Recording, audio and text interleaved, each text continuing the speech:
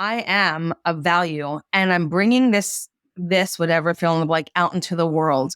And so the response I get from the world may affect me, but it doesn't define me. And I think that is a very subtle but really important difference because we're going to be affected.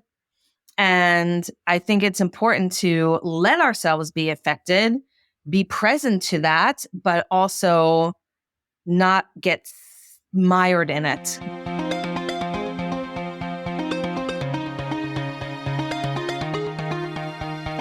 Hey everyone, it's Amy Lynn Durham, and you're listening to Create Magic at Work. Create Magic at Work is on a mission to equip senior leaders with tools they need to be a true quantum leader and actually understand what that means. Improve employee engagement, retain top talent, and transform your workplace culture to have less drama and stress. So let's start making magic.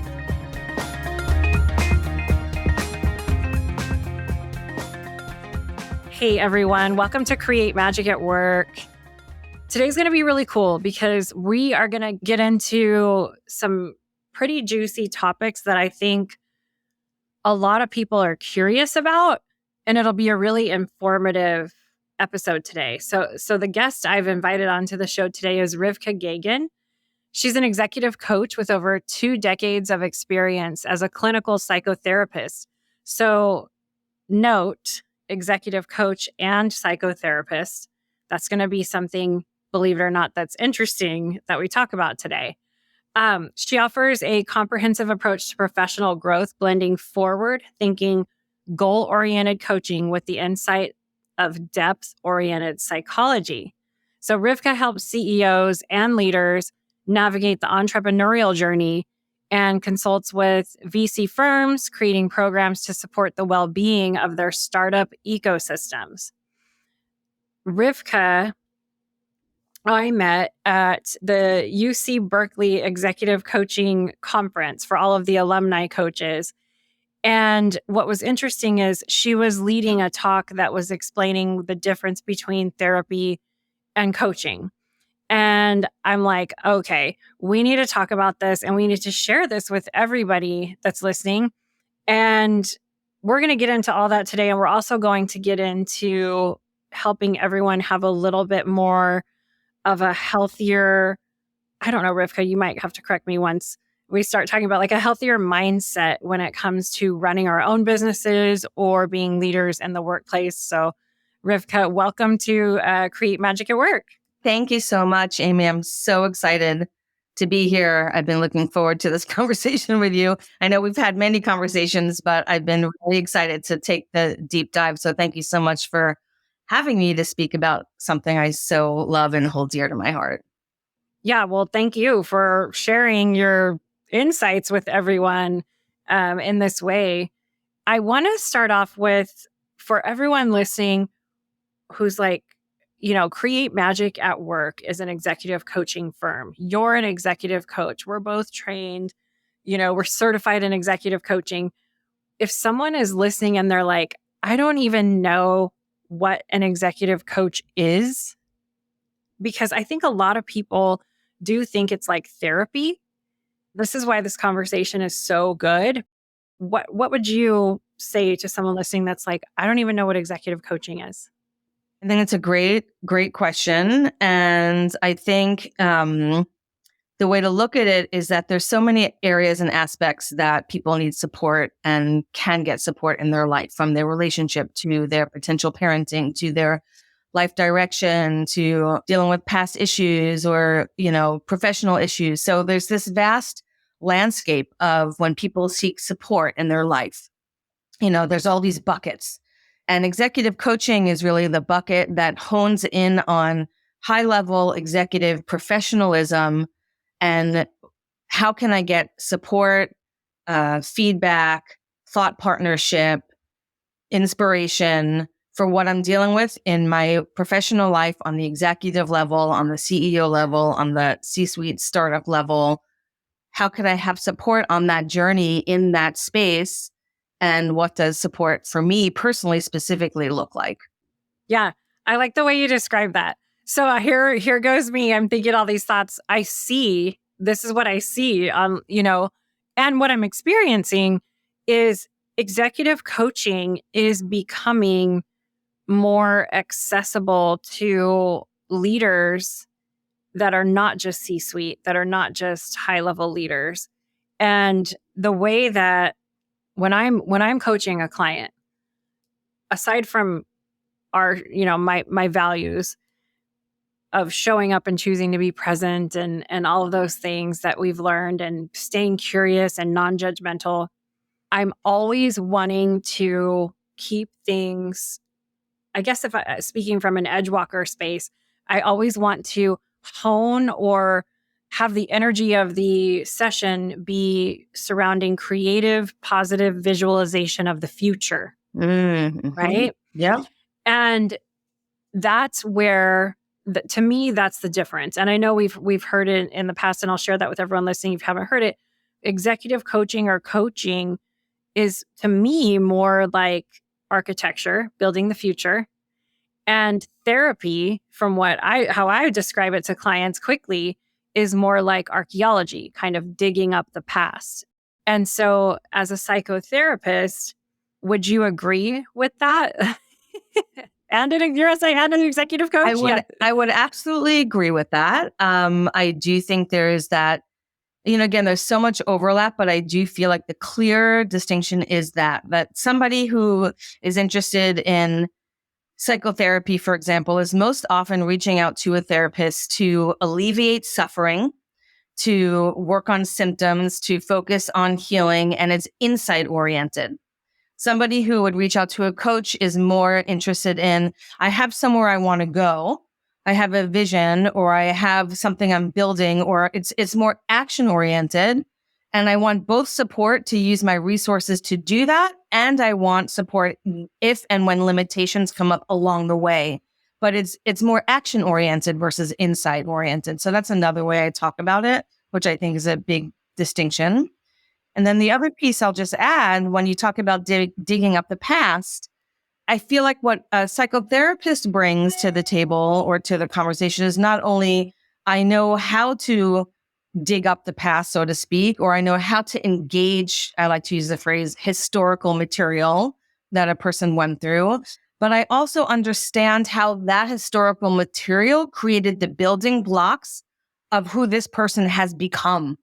So it's not only I know how to engage with the content of the past, I understand the developmental aspects of the past, how those experiences created the sense of self, the belief systems, the schemas, the structures, the mindsets. And I'm working in that level.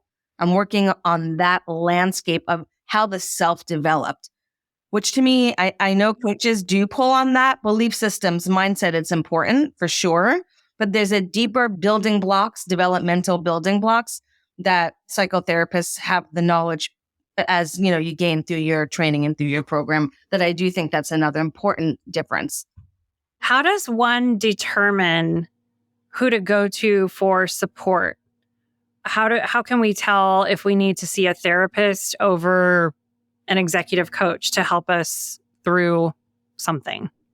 Great. It's a great question. Because there is sometimes some overlap, but there are some significant differences. So maybe I could speak about it from, what some of the issues are that you'd work with in each category. If you're getting some support from a therapist, most likely the things that you want to be putting in that category or paying attention to are any kind of mental health symptoms that would maybe fall into some kind of diagnostic category, such as depression or anxiety, substance use, maybe some self-harming or like suicidal tendencies, symptoms that are affecting your ability to cope and to function in your day-to-day life. And also issues of relationships, issues with your partner or family issues, current issues or past issues, past traumas that you may want to get some support working through. Those are some of the things that people would most often seek a therapist to help you navigate your functioning. How well are you functioning? What kind of symptoms are you experiencing? How well or not well are you coping?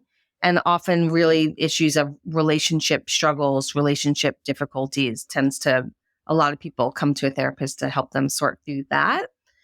And the framework of a therapist is also very different than a coach, where you most likely won't have a lot of contact with a therapist unless in case of an emergency in between meetings. They don't tend to text or email a lot. The frame is a little tighter and a little more contained, I'd say, than a coach. And that's just something that's good to know. In terms of seeking an executive coach, usually it's about goals, issues of leadership, whether that's wanting to work on effective communication, leadership presence, relationship building and authenticity within, the company or your workplace, professional goals, confidence, mindset, things that are more about either how can you optimize your role that you're in, and or how can you understand what is limiting or making your role a little more difficult. That a coach will really be your thought partner on that, help you find your own inner wisdom, your resources, your truth. And the framework in coaching tends to be overall, I know these are broad statements, but a little bit looser, a little bit more focused on integration. Here's a specific goal. There's often an action item at the end of a coaching meeting where then the coach will check back in via text or email or some other way. So there's a different working relationship with a coach versus a therapist as well. And again, most of the time, the professionals themselves will help you have that conversation with them, help you get clear, ask really good questions in case you're uncertain yourself which path would be right for you. And they should be able to, right? Like I'm able to notice in session if like that's maybe you should see a therapist for this, or are you seeking support for this in your life if something comes up in a private session. And I honed in on the word you used, professional. And I'm being a brat and I'm being sarcastic. Yeah, because no, I'm not going to challenge you. I'm just being like, because when I went through all of the certifications that I've gone through to become an executive coach and to start an executive coaching firm and all of those things, it was when the pandemic started and everything shut down. And there was this huge wave of coaches that kind of arrived. And I was kind of in this space where, am I using you as my therapist now? I'm sorry. I'm like telling you this story. No. And I was kind of in this space. Yeah. I was kind of in this space where everybody was saying they were a coach on Instagram. I'm going to trash Instagram now. Here I go. And I was like, whoa, like nobody had any credentials. And I was like, this is kind of like the Wild West going on over here. So in hearing that story, and I felt kind of like, hey, like people need to check on who this isn't fancy marketing that is going to get you what you need, the support you need. You need to really look into who you're going to work with. Most coaches offer, a consultation visit, a free get to know you introductory visit, 15, 30, 30 minutes, hopefully, where you can see if you're a fit for your needs and if it's a right fit for your support. What is your advice for someone that's in a space that wants some support and how they should look for that with someone, whether it's a coach or a therapist? I mean, I think it is a great question. And I feel like there's so many things that people have to offer, so much wisdom that they have in their life, good intentions of wanting to support and help other people. And as you said, and they just like hang a shingle.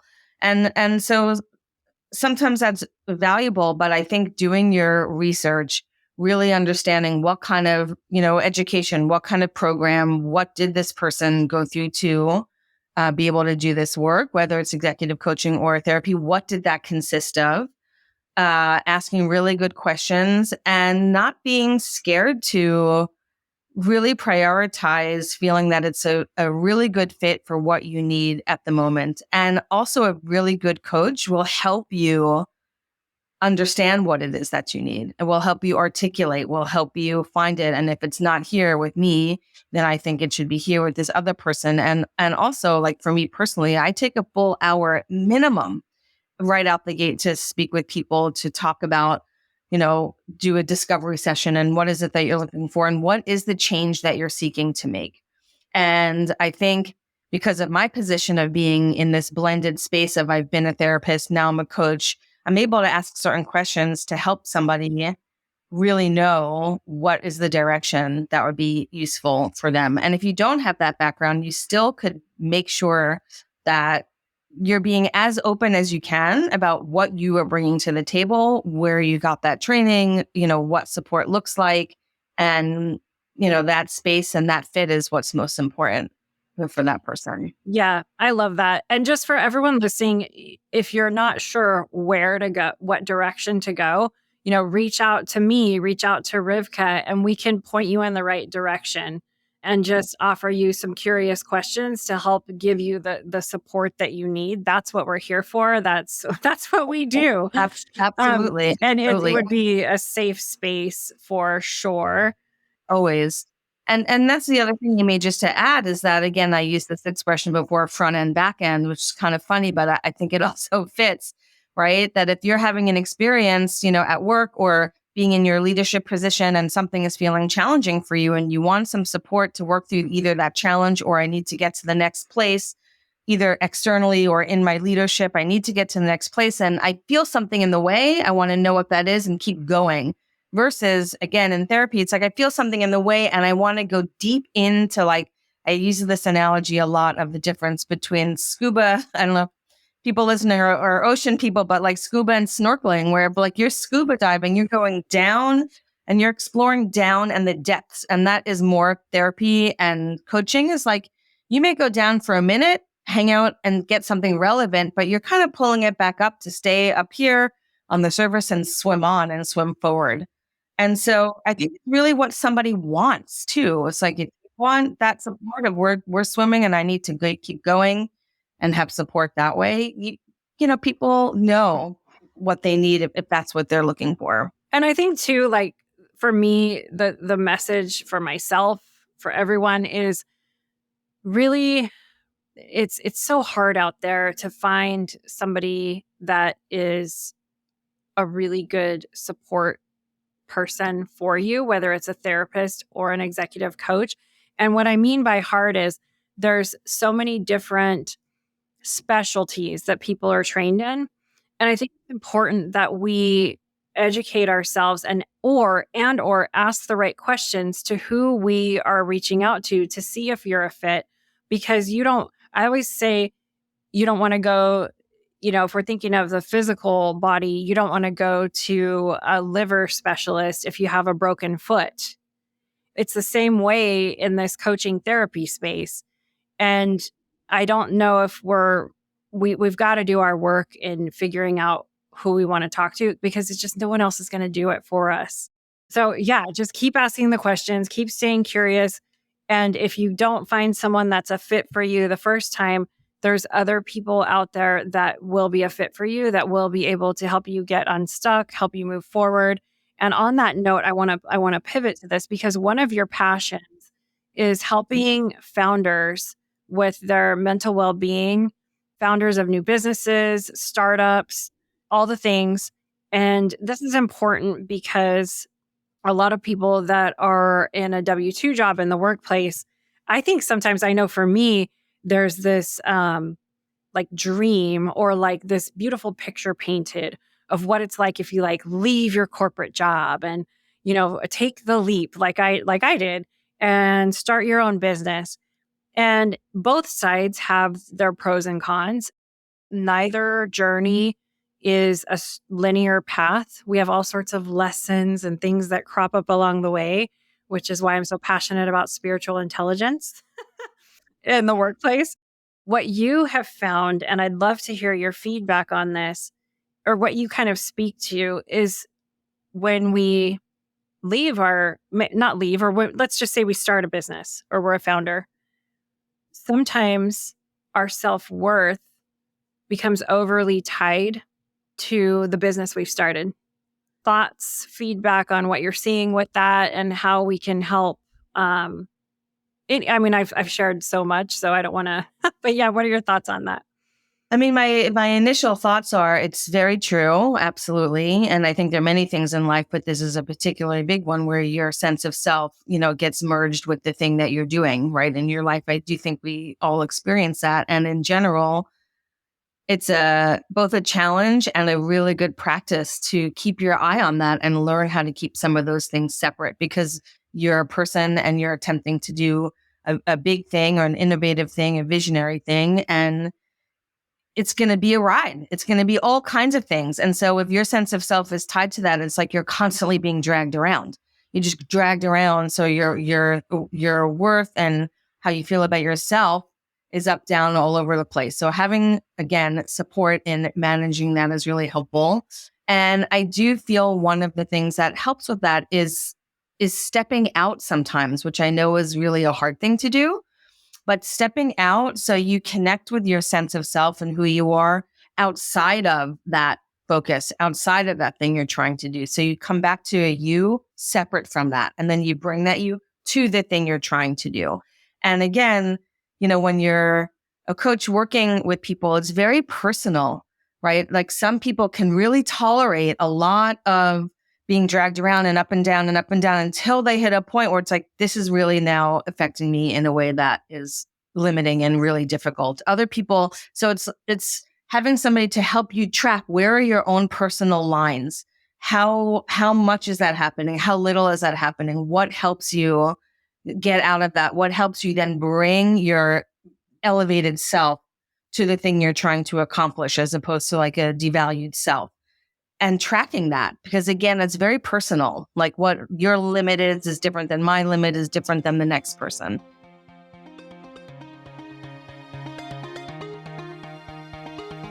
All right, it's time for a fun, playful, quick break.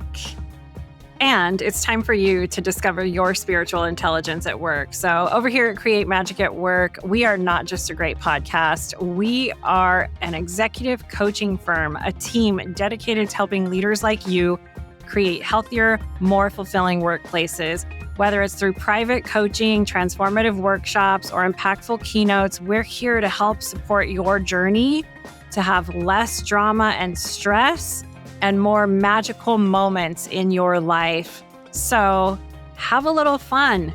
Take our quick quiz in the show notes and see where you stand. Discover your spiritual intelligence at work.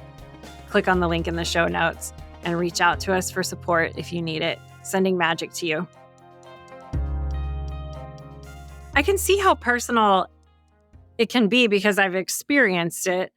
And when I worked for other companies that wasn't my own, that I created and founded, right? I mean, I just had a flash of when I was a little girl. I went door to door selling candy toffee peanuts to earn, me and my best friend in 6th grade. Oh my God, I have a visual of those snacks that they slide out. What the? Yeah.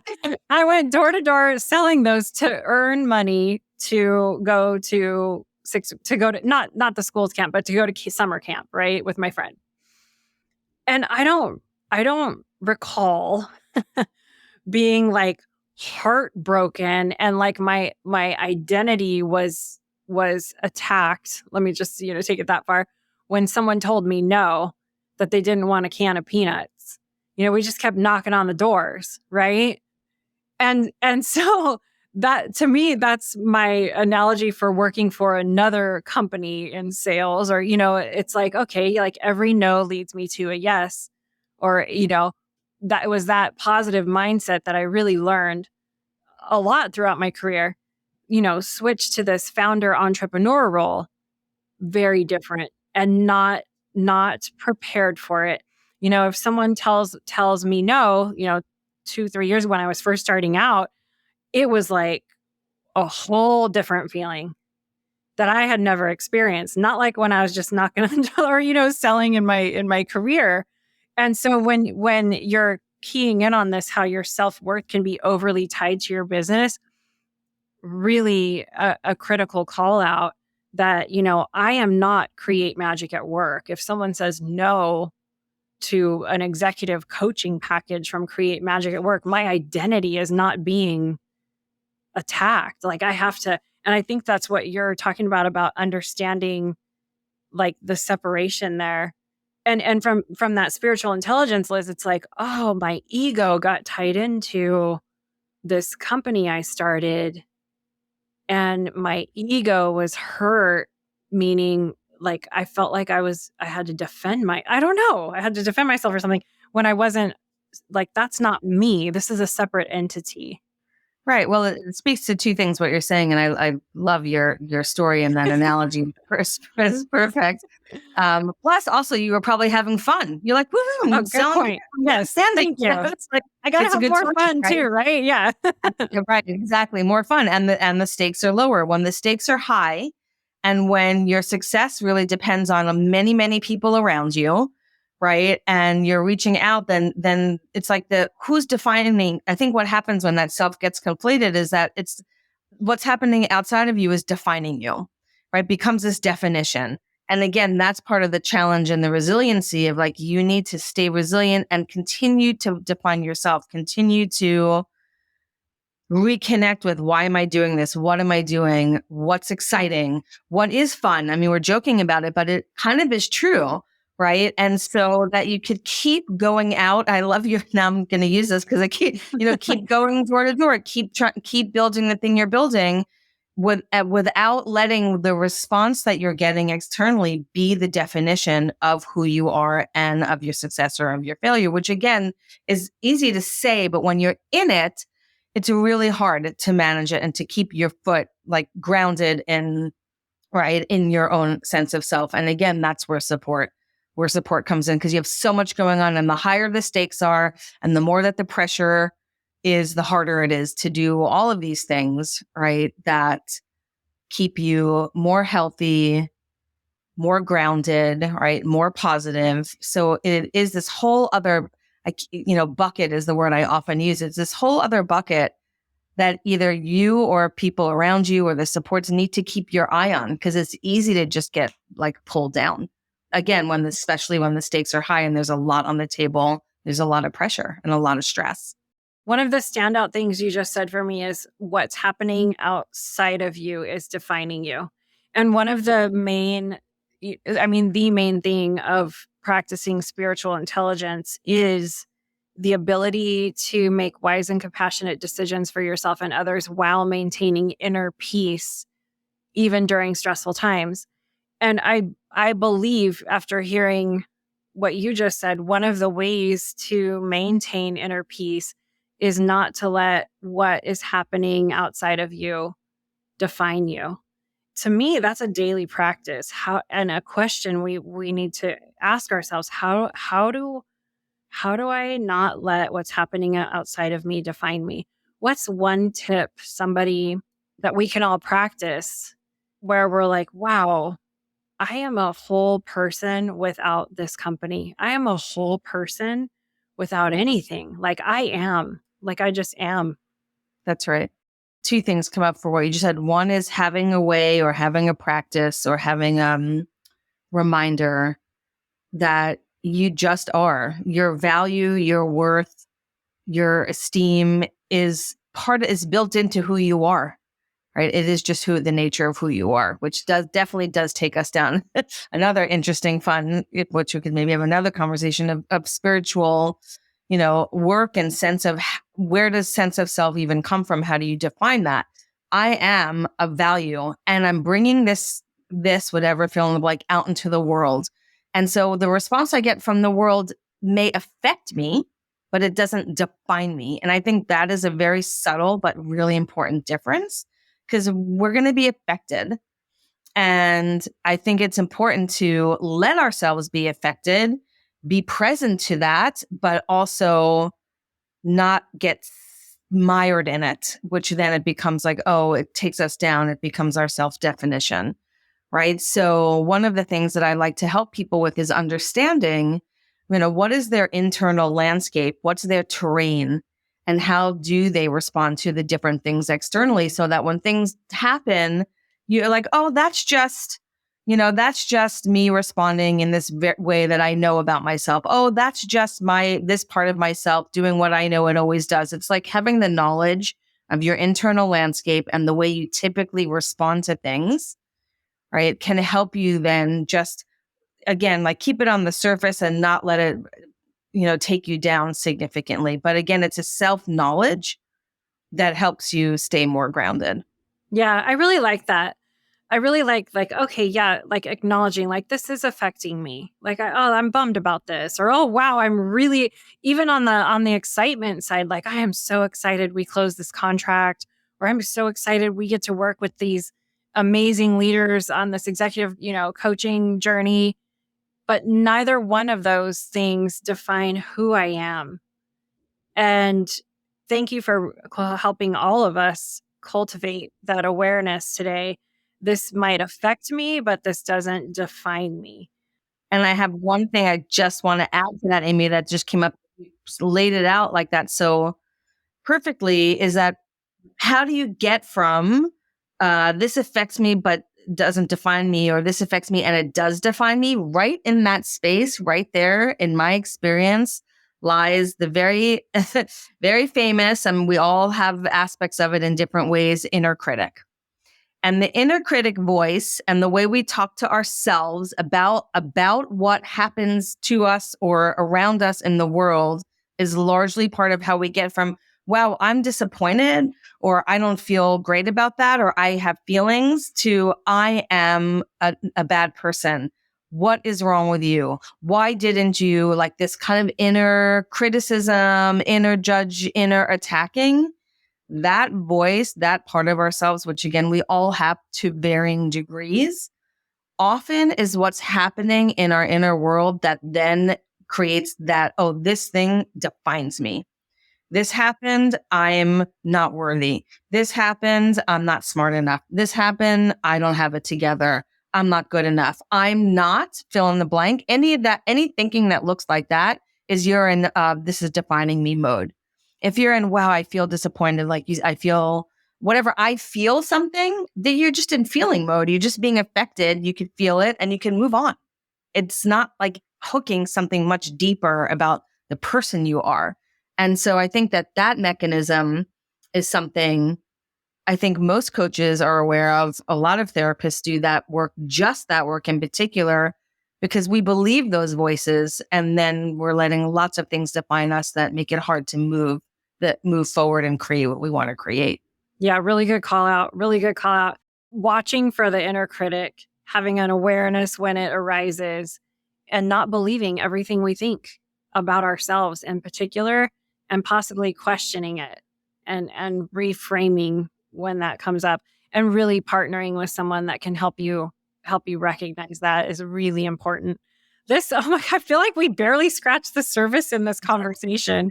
There's a lot. I know. But this was so great. I'm going to pull a card for everyone, just a message. And I really hope everyone got some more clarity kind of around these. This card just keeps poking out at me. So I'm just going to grab it here. Oh, okay. So we got generosity is the message. So this is a message from the universe, from the Create Magic at Work journal prompt card deck for your career and for the workplace. And the message today is generosity. You've definitely been generous in your knowledge and wisdom, Rivka. The affirmation for everyone, helps with the inner critic, especially in competitiveness. Is the affirmation is, I celebrate the success of others, knowing there is plenty for us all. I celebrate the success of others, knowing there is plenty for us all. That affirmation helps us move out of that scarcity mindset, right? There is enough for everyone. I celebrate your success. There's plenty for all of us. So this is a cool question, especially for someone that is a therapist and a coach. How can someone truly give and receive in a balanced way? That's such a good question. I'm dying to hear your answer because I need to hear it myself. 30 seconds, go. No, I'm just kidding. It's a really good question. It's so personal, but sometimes I do think in imagery and images. And when you ask that, those scales, the produce scales that go like you put it on one side and it goes this way, it goes this way. It's like you want your scales to sometimes there's situations where you give more because you're consciously choosing to, right? But you want to keep those scales kind of balanced. And I think both giving when it feels like it's energizing for you, when it is uplifting and heart centered, and when it starts to feel, draining, there's boundaries that you need to put in place, right? And then also feeling worthy of receiving and feeling like I deserve to receive. And it's this beautiful dialectic. It's this back and forth. It's this conversation between giving and receiving. But I like that scale because sometimes images help me. Like, if you're over indexed and you're overtaxed and you're just like, you're strained, you can feel it. That you're stretched in a way that's not really good for you. So how do you pull back? How do you create boundaries? How do you create limits? How do you give when it's energizing? And if you're not, you're consciously choosing to stretch yourself, but then you're coming back to. So again, I think it's being intentional. It's a good word to use, being really intentional about that. Yeah, I like that. I think if we feel depleted from overgiving, I like that distinction of I'm feeling like I'm overgiving. However, I'm consciously choosing, if I'm consciously and intentionally choosing to overgive or to give in this moment, even though the scales are going to be a little tipped, I own that a little bit more. And I feel like I hold on to my energy a little bit more in that. I think where another thing that came up for me while you were sharing that is once we recognize these boundaries and these limits, like, no, I cannot be available to this right now, or, whatever that is you're telling yourself, it might feel uncomfortable for you if you're used to overgiving. So the uncomfortable feeling is okay, right? Yes. It's not only the uncomfortable is okay, the uncomfortable in almost in a way means you're on the right track. If it's uncomfortable or if you're doing something that's not familiar to you, you're like, oh, that's good. Because the familiar, again, is like, oh, I'm comfortable here, fish and water. This is how I do, right? So challenging some of those ways is good. And it's not bad to be uncomfortable or be in an unfamiliar space. And just to circle back to your very first question about executive coaching, all of these things we're talking about, how the self is organized and self-worth and inner critic and, boundaries and relationships, when you're in your professional environments and building something at, high levels and, surrounded by a lot of efforts on being productive, all of these things are going to get highlighted. Like all of these ways of being get highlighted. So to be able to understand yourself, your psychological self, and the patterns in you that show up in your workspace and know how to use that to grow and to navigate better, work outcomes, to me is such a great channel for self-growth and development. It's wonderful. Yeah. Well, this has been an incredible deep dive into therapy and coaching and the inner critic and all the things. I mean, my biggest takeaways are what's happening outside of you isn't defining you, and incorporating playfulness, and this is affecting me, but this doesn't define me, all of those things. So Rivka, thank you so much for joining us today and for sharing your insights with all of the Create Magic at Work community. If people want to connect with you, how can they connect with you? We'll have everything in the show notes, but if you want to mention anything, feel free. Yeah, fantastic. Really the simplest way is you could just contact me through my website, through LinkedIn, through email. You post the things, but my email, rivkageo@gmail.com. Just send me an email. I'm available, for anything, long-term work, short-term work, consultations, helping you find the right fit, whatever is needed. Happy to support. Yeah. Yeah. Reach out to Rivka on LinkedIn, connect with her. She shares some really insightful posts as well. So Rivka, thank you for sending some magic to everyone today. Appreciate it. Thank you too, Amy, for all you do.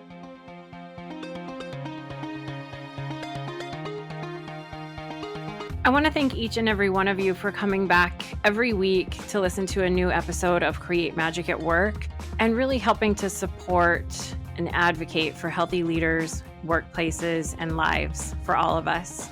If you want any information on how to connect with me, click on the link in the show notes. You'll get access to all of the social media links for Create Magic at Work. Stay following along for more amazing episodes where we help you improve productivity and profitability in the workplace and decrease stress. Sending magic to everyone, and see you next time.